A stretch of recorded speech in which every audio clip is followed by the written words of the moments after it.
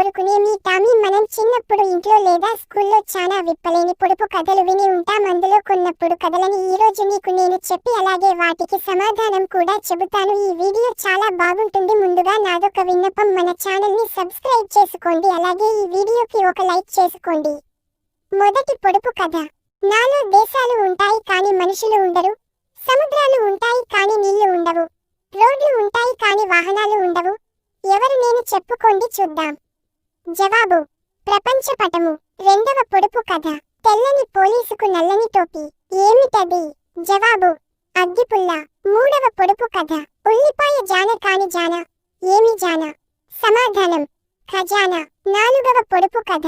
కిటకిట తలుపులు కిటాయి తలుపులు, ఎంత మూసిన తెరచిన చప్పుడు కావు, ఏంటవి? జవాబు కనురెప్పలు. ఐదవ పొడుపు కథ. తెలిసేలా పూస్తుంది, తెలియకుండా కాస్తుంది, సమాధానం వేరుశనగ కాయ.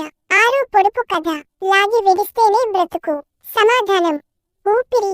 ఏడో పొడుపు కథ. మూత తెరిస్తే ముత్యాల పేరు, సమాధానం దంతాలు. ఎనిమిదో పొడుపు కథ.